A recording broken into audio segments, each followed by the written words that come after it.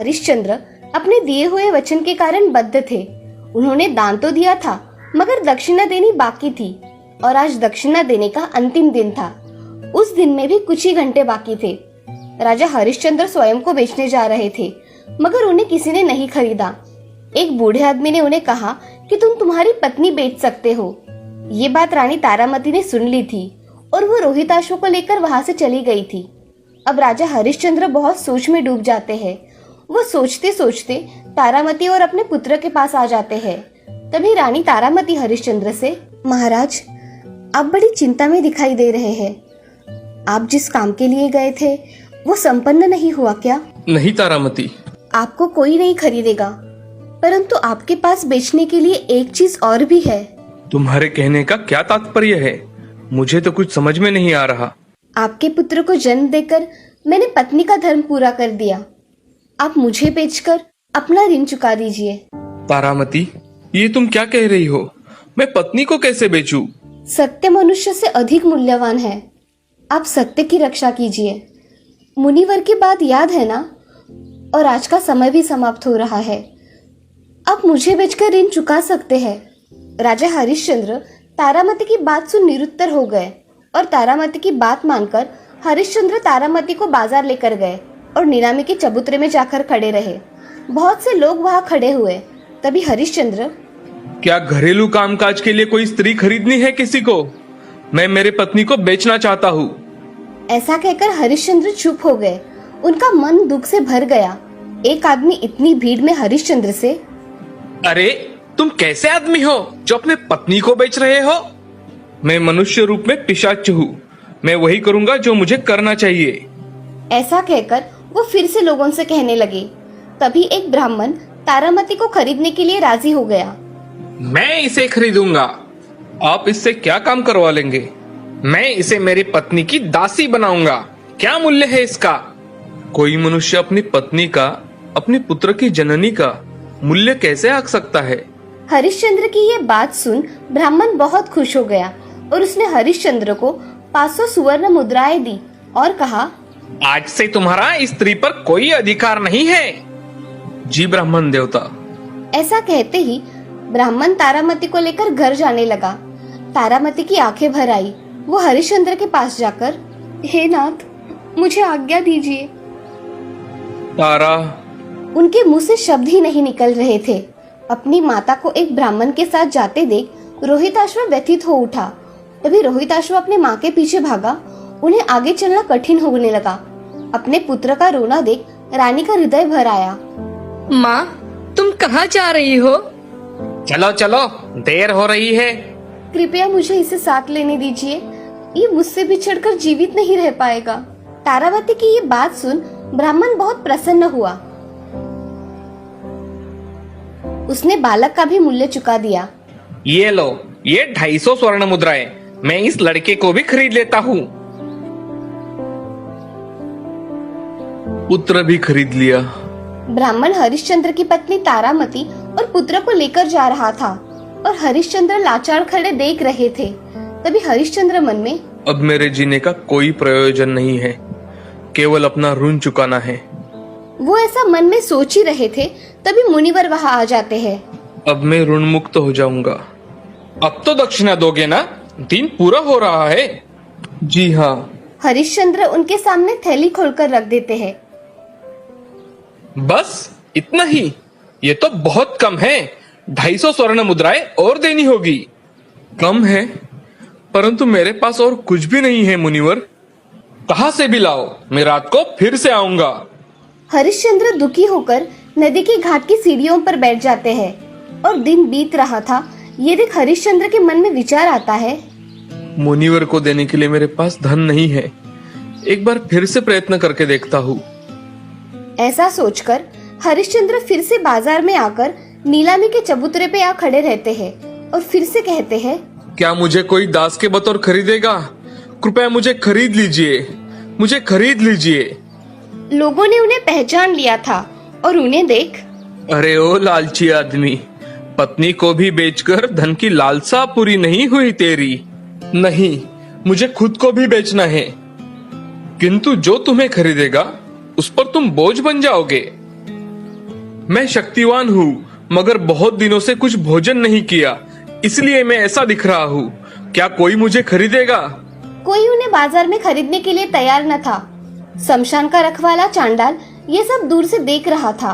वो हरिश्चंद्र के पास आकर, अगर तुम्हें बिकना ही है तो मैं तुम्हें खरीद लूंगा। मेरी नौकरी करोगे? क्या मैं इतना दीनहीन बन गया हूँ कि चांडाल का नौकर बनूं? परंतु मेरे पास कोई और उपाय भी तो नहीं है। ऋषिवर भी दक्षिणा लेने आने ही वाले हैं और दिन भी ढल रहा है। तुम्हें मुझे 250 स्वर्ण मुद्राएं देनी होगी। ठीक है, दे दूंगा, तुम मेरे साथ चलो।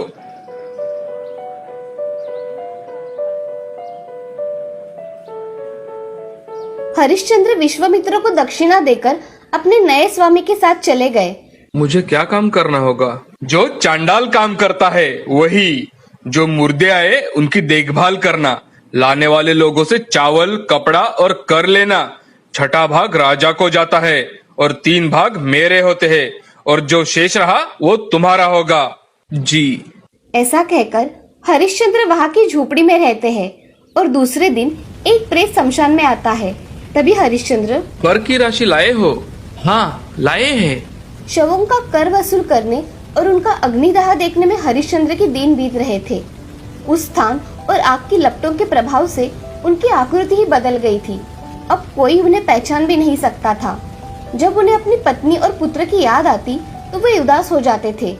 ऐसे ही दिन बीत रहे थे। इधर रानी तारामती दिन रात ब्राह्मण के घर काम करती थी। एक दिन रोहिताश्व रानी के पास रोता हुआ आया। क्या हुआ? तुम रो क्यों रहे हो बेटे? माँ, मैं उनके कमरे में खेल रहा था, इसलिए ब्राह्मण ने मुझे मारा।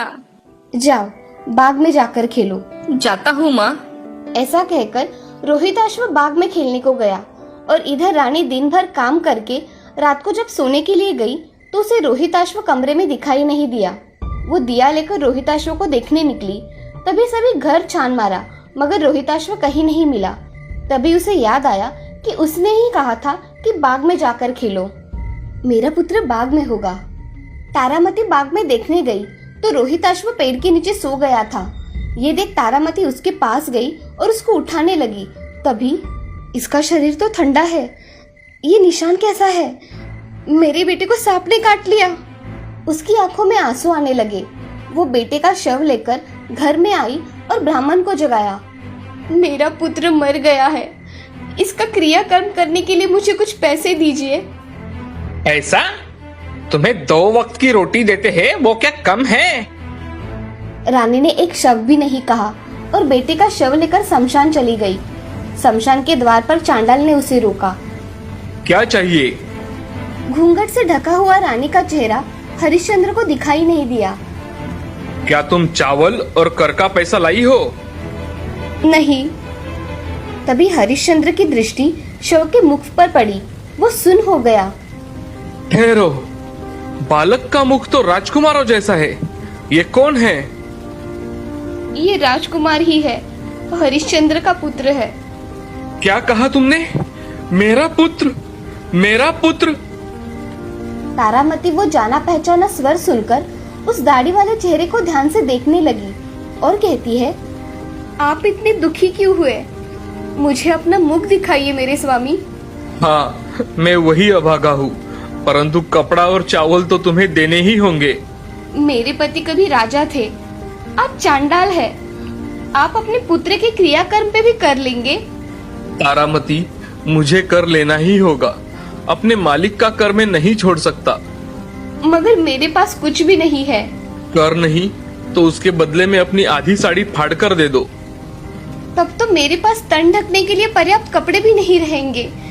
क्या ये कर आवश्यक है? हाँ, ये मेरे स्वामी का कार्य है, मुझे कर लेना ही होगा। तारामती अपनी साड़ी दे रही थी, तभी एक जोर से आवाज हुई।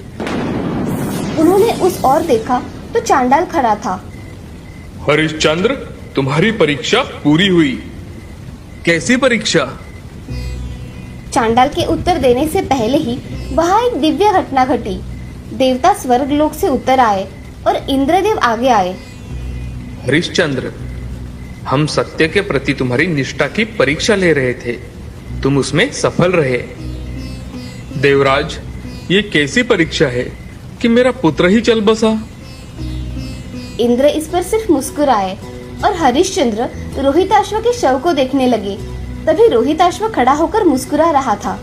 हरिश्चंद्र ने उसे गले लगा लिया और तभी विश्वामित्र वहां आकर, हरिश्चंद्र, मैंने ऐसी कठिन परीक्षा ली, इसके लिए मुझे क्षमा कर दो। मुनिवर, मैं तुम्हें वापस अयोध्या ले जाने आया हूँ। मुनिवर, मैं आपके साथ नहीं आ सकता, मैं चांडाल के हाथों बिक चुका हूँ। नहीं हरिश्चंद्र, तुम स्वाधीन हो। स्वयं धर्मराज यम ने चांडाल का रूप धारण किया था और तुम्हें खरीदा था। तुमने अपनी सत्यवादिता प्रमाणित कर दी। तुम सचमुच महान हो हरिश्चंद्र, तुम वचन पर कायम रहे। अयोध्या में समाचार फैल गया कि राजा वापस आ रहे हैं। सारी प्रजा खुशी से झूमने लगी। क्या तुमने सुना? महाराज वापस आ रहे हैं। राजा हरिश्चंद्र की जय, ऐसे नाम घोष में उनका स्वागत हुआ और राजा हरिश्चंद्र ने फिर से अपना राज्य अच्छी तरह से अपने सत्य वचन से संभाला।